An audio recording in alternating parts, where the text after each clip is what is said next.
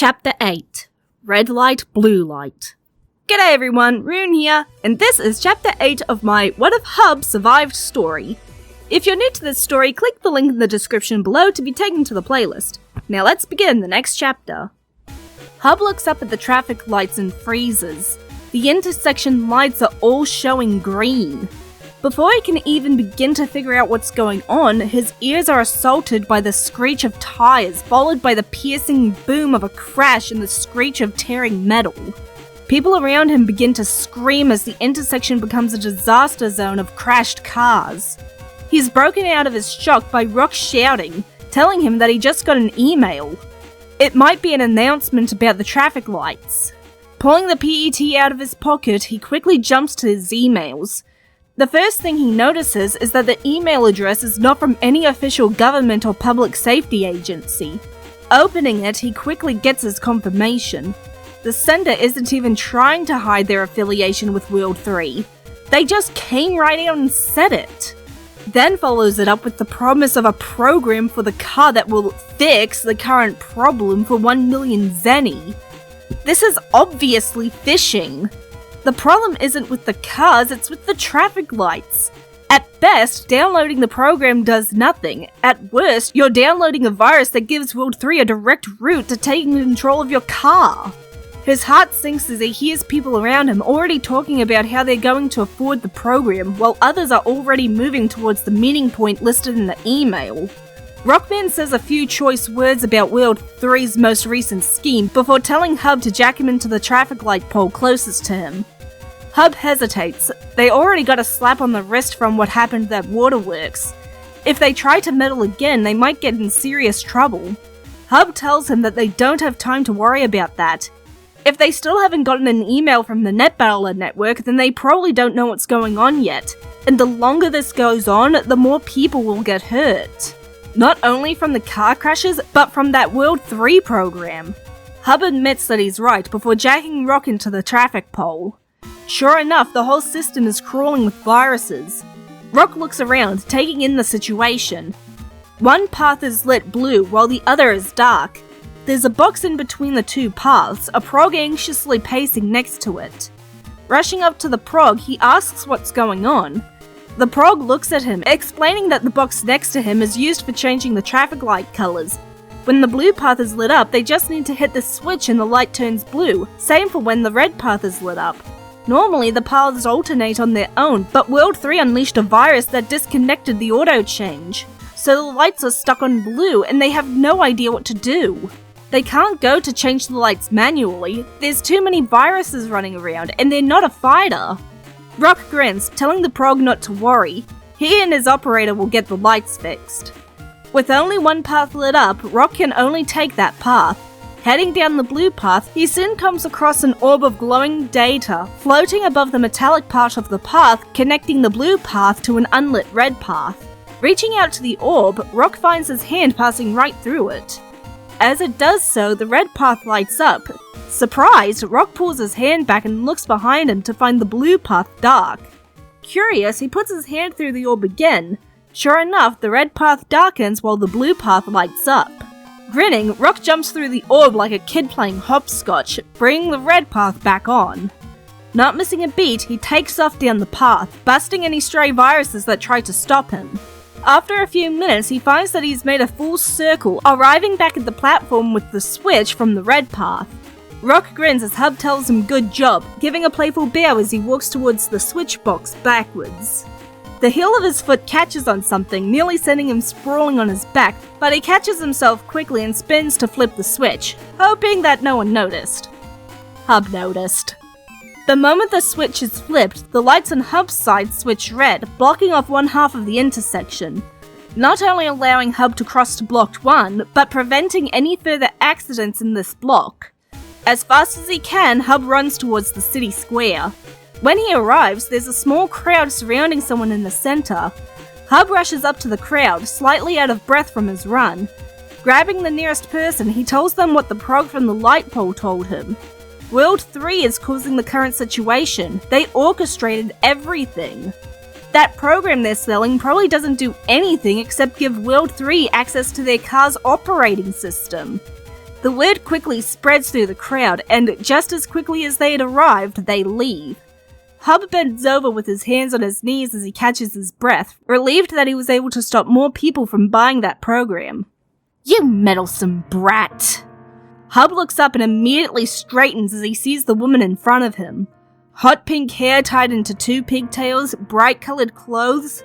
The woman from the waterworks. The one that kidnapped Tori.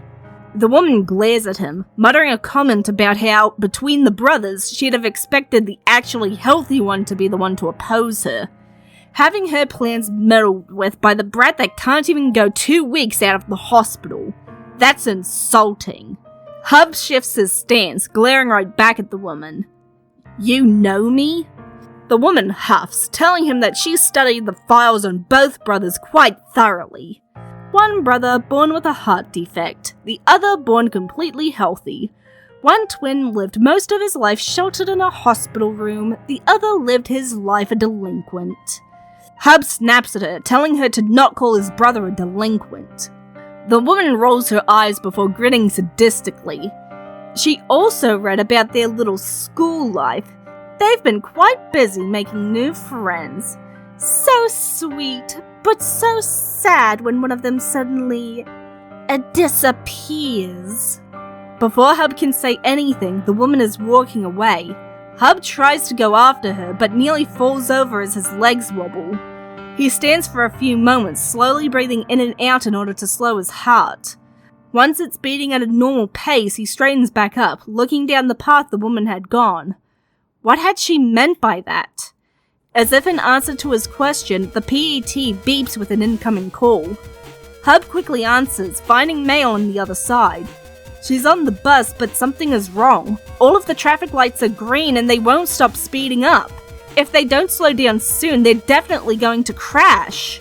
Hub's heart begins to pound in his ears as he asks Mail where they're heading. His heart rate spikes as he hears Mail scream and the screech of tires before she answers.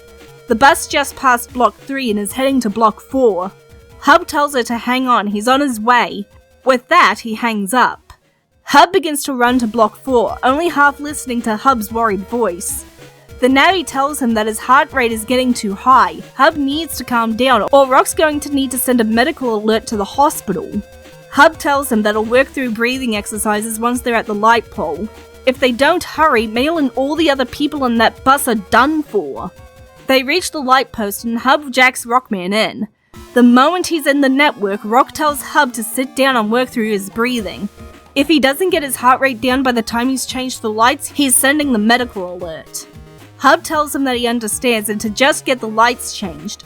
Leaning against the light pole, Hub sits on the ground and breathes slow and deep. His chest hasn't started to hurt yet, and his breathing doesn't feel restricted, just puffed. But he knows that if he doesn't calm down at least a little, it's only a matter of time before that changes. Helping out Rock with busting viruses also helps, the familiar rhythm of battle helping to settle his nerves. However, they are a few seconds too late to stop the bus, as it blasts right through the intersection just as the light switches to red. Hub pushes himself to his feet as Rock jacks out. His legs feel a little unsteady, but he needs to get further ahead of the bus before anything else happens. Rushing back up the road, he hears the PET go off again. Answering it, he expects to hear Mail's voice, only to be met with the voice of the World 3 woman.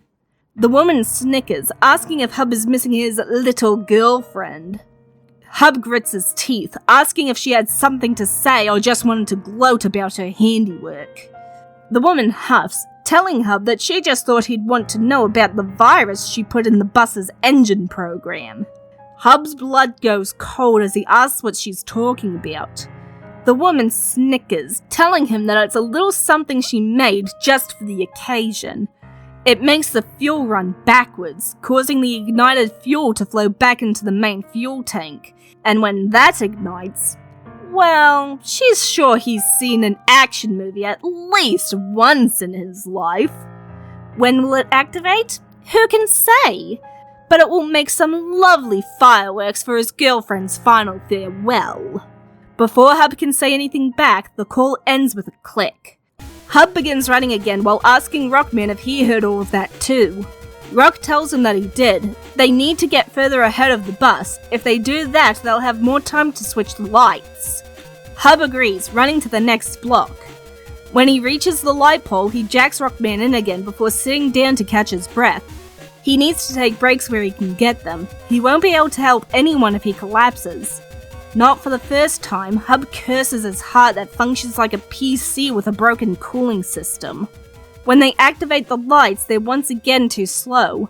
However, this time, when the lights switch, the bus is just entering the intersection, causing the energy barrier to activate right on top of it. While it may not have stopped the bus, it has caused it to slow. That should give them a little more time.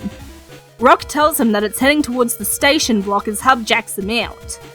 With the next destination set, Hub takes off running. As he approaches the station block, he receives an email from Mail. Apparently, that woman just couldn't help herself and spread the news about the engine virus to the people on the bus. They all know about the risk of the engine exploding. Mail begs Hub to tell her what to do, panic evident even in writing. Doing his best to keep his own panic down, he tells her to try jacking into the bus's control system. If she can slow the bus, even by only a little, then they stand a better chance at stopping the bus and getting everyone off before the engine virus activates. Mail replies quickly, telling him that she'll try while asking him to be careful. Hub reaches the next lights and repeats the process of turning them red with Rock. This time, as the lights turn red, the bus is just entering the intersection, causing it to slow even further. As Hub jacks Rock out to move to the next set of lights, he notices that the bus is slowing even more. Mail must be slowing it down. This time, they've got it. They have to. Hub reaches the final set of lights. His legs feel like they're on fire, his chest is starting to ache, his lungs are burning. He won't be able to go another round if they fail at these lights. It's now or never. Jacking in Rock, Hub tells him to start at the far lights, then switch the two side lights before finishing with the closest lights once the bus has entered the intersection. Cage it in and ensure that no cars can enter while they're evacuating the passengers. Rock gives an affirmative before running down the path. Thankfully, this set of lights were replaced recently, so it works on a slightly different system. Rather than needing to switch the paths and pray that the path for the side of the intersection you want is activated, each side of the intersection has its own switch box. So, with the path in mind, Rock heads straight for the box for the far lights. It doesn't take him long to flip it, setting some of Hub's worries to rest. Now, even if they don't get the other lights switched, at least the bus will be stopped. Rock flips the next two lights quickly, then begins to make his way to the final light. Just as he's reaching it, Hub's voice comes through the mic, telling him that the bus has just entered the intersection. With a final burst of speed, Hub reaches the final lights just as the bus is colliding with the far barrier.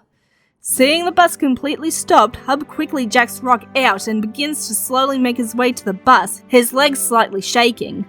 However, before he's able to reach it, his PET rings with an incoming call. Expecting it to be Mail, he answers, only to be greeted by the World 3 woman. His heart sinks as she informs him that the engine virus has just activated. He runs to the bus as the woman counts down the imminent explosion. Only, once the woman hits 0, nothing happens. The woman, not realizing that she's still on call, snaps at her navvy, Colorman, demanding to know why the bus hasn't exploded. The clown-looking navvy responds, telling his operator, Mad, that a cute little pink navvy is interfering with the virus. He assures her that he'll delete her quickly and reassemble the virus. Ah! Hub jumps in surprise at the sound of the familiar voice. Roll! So she and Mail managed to find the virus after all. But now, it sounds like Roll is in trouble. He pulls himself up to the bus and jacks Rock into the bus from the outside control panel. The moment Rock is in the system, the first thing he sees is Colorman slamming down on Roll, white bouncy ball first. Rock glares at the World 3 navvy as Hub sends through a tri-lance. Taking aim, he fires at Colorman, hitting him right in his clown nose. The navvy turns to Rockman, eyes wide in shock. Leave Roll alone! Colorman glares at Rock as he gets up. Bouncing over Roll, he tries to crush Rock under his massive white ball. Rock acts quickly, dodging to the side and out of the way. With a Thunder 2 chip locked and loaded, he fires at Colorman, only for it to be blocked by a red bowling pin looking thing, which retaliates by firing a flame tower. Rock dodges again, this time firing a spreader. This time, the attack is blocked from its target by a blue bowling pin, which launches a water tower at him, this time hitting him. Thankfully, the spreader chip lives up to its name, creating a small burst effect that catches Colorman, causing him to sustain some damage. Realizing that the bowling pins will block any attacks they can, Hub tries to think of a plan. They need chips that can bypass the guards. They need attacks that can either cover a wide area or that they can throw over them. He suddenly gets an idea and digs out several special chips. Rock blinks as he realizes what chips Hub just sent through. They only use these types of chips in cases of emergencies. Though, then again, he'd agree that this definitely counts. The first chip is a brand new one they got from the owner of the antique shop. Activating it, Rock summons an echo of Skullman, the owner's Navi. With a skeletal grin, the Navi Echo launches its head into the air, only for it to come crashing down on top of Colorman, now 10 times its original size. The next is a chip that they won off of Dex and Gutsman. Summoning an echo of the aforementioned Navi, it strikes the ground, sending a shockwave at the World 3 Navi and its guards. While Colorman is recovering from the hard-hitting attacks, Rock activates his second last chip, summoning a Satella which locks onto Colorman. It manages to get in 5 hits before it's destroyed by the red bowling pin. With a grin, Rock activates his final chip, summoning an echo of Roll. Quick as a flash, she completely bypasses the bowling pins and gets right up in Colorman's face. Then, before the clown can act, she smacks him with the ribbons atop her head, stealing the last of his health and transferring it to Rock. In a burst of smoke and small explosions, Colorman is deleted. With the World 3 Navi gone, Rock rushes to Roll, asking if she's alright. Roll slowly gets to her feet, assuring her friend that she's fine. Together, they jack out and find both Mail and Hub standing outside of the bus. Mail thanks Hub for saving her, asking if he's okay. Before Hub can respond, a voice calls out from behind them. Turning around, they're startled to see Lan running up to them. Lan, why are you here? Lan holds up his PET, showing an email that had come in a few minutes ago from the NetBaller network. It's an announcement of the traffic light issue, and a call for anyone available to investigate immediately. Lan explains that he came as soon as he got it. Mega jumps in, telling them that he'd even left Sal at Higsby's barrel chip shop without telling her where he was going. Mail apologizes to Lan. Hub agrees, his voice shaky and out of breath as he tells his brother that he hadn't meant to interrupt his date. Lan doesn't even blush at his brother's tease, his face instead twisting in concern as he looks at Hub. Hub? What's wrong? Before Hub can attempt to reassure his brother, his legs give out. And that, everyone, is where I'm going to leave the story for now. Join me next time as the brothers attend a dinner party gone wrong. I'm Rune, see you next chapter.